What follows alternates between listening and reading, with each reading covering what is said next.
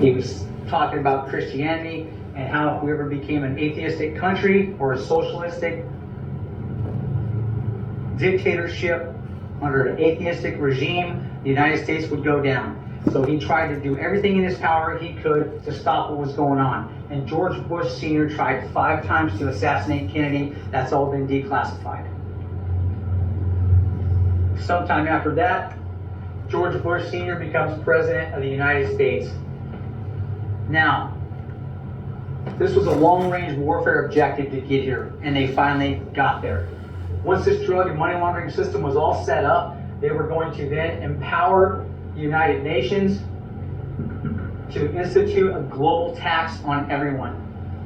At this particular juncture, by then, there's $230 million quadrillion dollars in the Sustainable Development Fund that these guys are using as a black ops shadow government bank account. If they install a global tax on everyone in the world, how much bigger is this bank account going to get?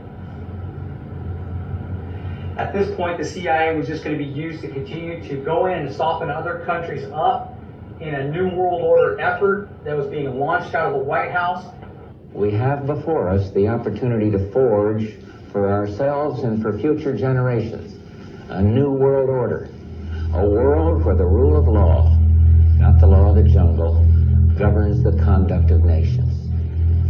When we are successful, and we will be, we have a real chance at this new world order, an order in which a credible United Nations can use its peacekeeping role to fulfill the promise and vision of the UN's founders. The long-range objective. Now, this was all heading for the event horizon year of 1999. That's where this is all going. This is an event horizon year for the country and for the globe. Because once George Bush Sr. got in to be President of the United States, he saw the end of the third and final international bankruptcy coming, and he knew that the U.S. Constitution would dissolve, and the agreement between us and Great Britain would be dissolved at that point or voided and gone. The U.S. Constitution was going to be gone. So he went back to the crown, told his cousins what was going on, and they knighted him. The plan was to resubstantiate the U.S. Constitution so the king could still continue to oversee the international affairs in relation to shipping and commerce in the United States, and the New World Order would be launched out of Washington, D.C., and like I said, a global tax would be instituted by the United Nations, and their plans would be fulfilled. But before they can do that, they have to bring all the banks in under one banking system, under the Rothschilds banking system. So the next objective, the Middle East. They got to go to the Middle East and get the oil. Why? Because there's only 9 banks left in the world that are not ran by the Rothschilds, 7 of which are in the Middle East. So if they go in and steal the oil, then the banks have nothing to create a banking system off of. They collapse, and then they got to borrow money from here. The warfare is real simple.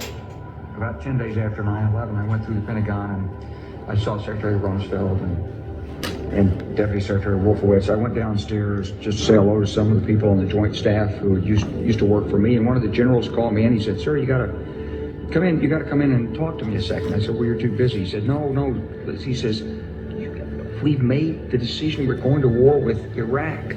This was on or about the 20th of September. I said, "We're going to war with Iraq. Why?" He said, "I don't know." He said, "I guess they don't know what else to do."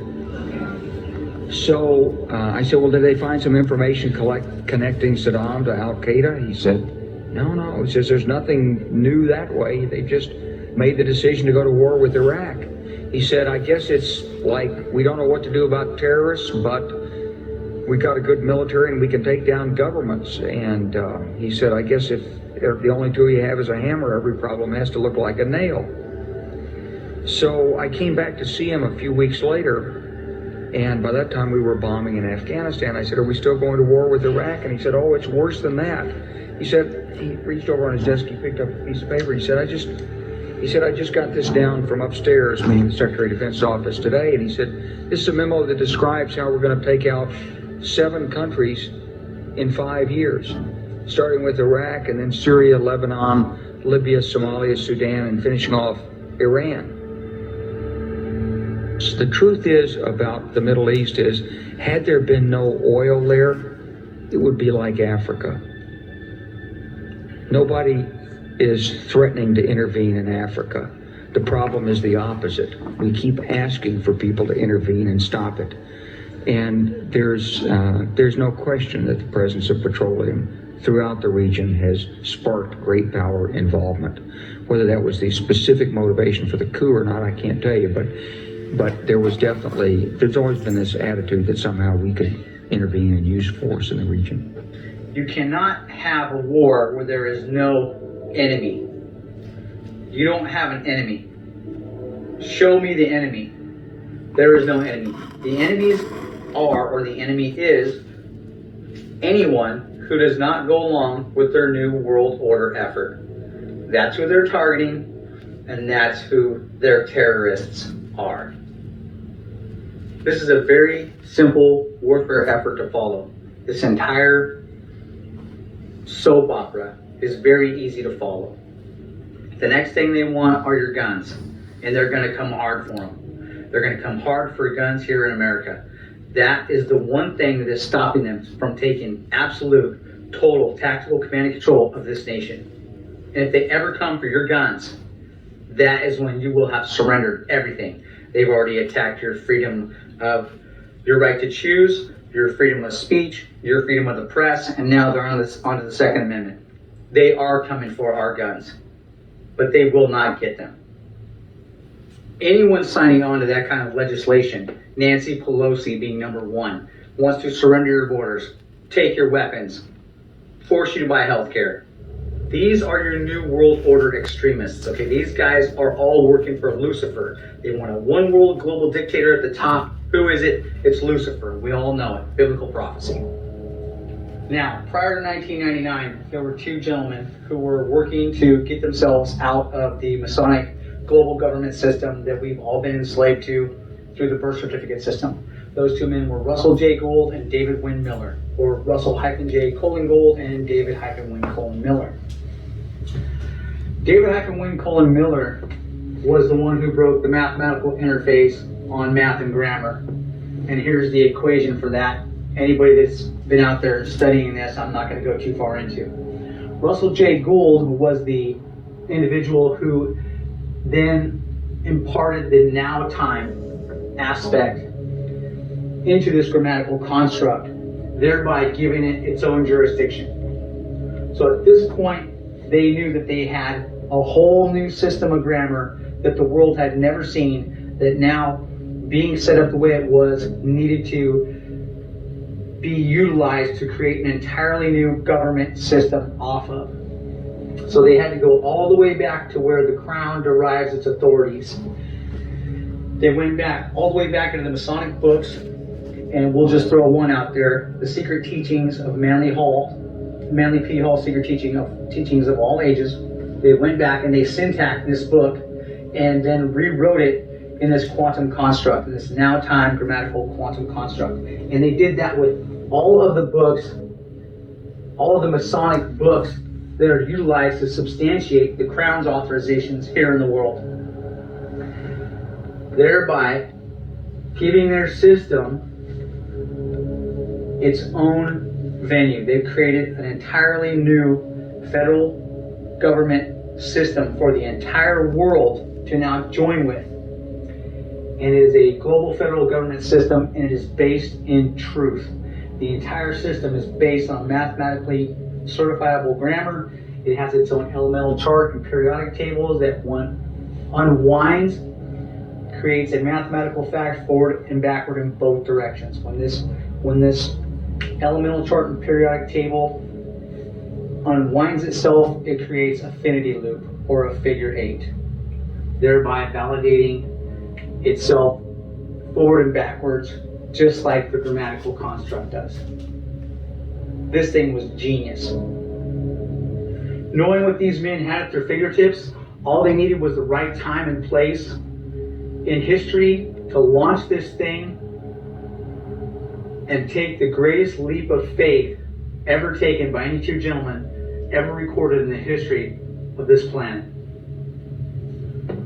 Once this thing was all set up, the books that they had syntaxed, they had filed with the Vatican and the NSA and several other locations on planet Earth. And the Vatican had been studying it for 5 years prior to what eventually took place in 1999. Russell J. Gould, with the help of David Wynn Miller, in 1999 saw the end of the third and final international bankruptcy coming. Russell, knowing what was about to take place here, ran down to the United Nations and asked the United Nations if they had a copyright and patent on the Title IV flag. Knowing that it didn't matter if they did or they didn't, the contract would have been found to have been in grammatical fraud and grammatical error. So he rewrote the copyright and patent for the Title IV flag for the United States because it was about to be surrendered back over to Great Britain along with the country at the end of the third and final international bankruptcy. So he takes off up to the United Nations with Title IV flag in tow and legs this whole government system in. And there at the United Nations, he was declared a sovereign. In the process, he had just taken down the entire old monarch system. Because once they reestablished those Masonic books, they had to re-substantiate all of them in a quantum grammar construct, thereby disqualifying the old system completely from the bloodlines on. And in that effort, have set this entire global government system up for the world. Russ then turns back around, and during that 18-day vacancy that post office was open, the king had to vacate due to international banking law for 18 days. Russell legs back in down here at the post office in Washington, D.C., taking tactical command and control of the United States and Canada, because that post office has always been attached to the D.C. location. And in doing so, he just brought to an end the New World Order effort to surrender the United States back over to the Crown, utilize the United Nations to install a global tax, because no one has a charter to exist anymore as a corporation under his authority. Everything has been disqualified. It's over. So prior to 1999, Russell J. Gould had rewritten a new U.S. Constitution, a Bill of Rights, a Declaration of Independence. He had resubstantiated the charter for all the federal municipalities. He had captured the flag for the Army, the Navy, the Air Force, the Marines, and the Coast Guard, and resubstantiated the entire construct in a quantum global effort, or quantum global manner. Thereby, in 1999, when he moved into the Washington, D.C. postal location, taking tactical command and control of the United States and the rest of the North American continent, the New World Order and the Crown didn't have authorization to send our military to war for them after 9/11 had occurred, because they didn't have the authorization to do so. They had been disqualified. It was over. But you got to remember, this was an act of patriotism on his part. This is a patriot for the country. This guy is from Wyoming. Okay? This guy's a patriot to the country. He saw the end of the third and final international bankruptcy coming. He knew we were about to be surrendered back over to Great Britain, along with the flag, and it would hang like this in a surrendered manner. And he did his duty as a patriot. He stepped in where he needed to step in, and he saved the country and the flag from being surrendered. And he's still holding on to that Title IV flag for the people of this country and safeguarding it for the people of this country. Now, even more astounding was that prior to 1999 and him taking tactical command and control of Washington, D.C., he had built a brand new banking system. That's what this is. That is the banking system he put together. And at the same time as he legged into Washington, D.C., taking tactical command and control of the entire country, he legged this banking system in at the U.S. Treasury Department. So now we can get rid of the Fed. The Fed can go bye-bye. Shouldn't have been here since 1999. Once the charter expired and the bankruptcy had come to an end, the Federal Reserve it did not have the authorization at that point to continue to print money for the United States, and the IRS was actually kicked out of the country because that was the collection agency for the debt. Well, if there's no more debt, there's no more need for an IRS. As a sovereign, he has a strategic metals contract that is based upon his elemental chart and his periodic table, giving him the authorization to print and mint his own coinage. This is the first time in the history of the country that this country actually has the power to print and mint its own coinage. We do not have to use the strategic metals contract of the old monarch. It's over. This was an act of patriotism. This was all due to the circumstances that revolved around the third and final international bankruptcy of this country coming to an end.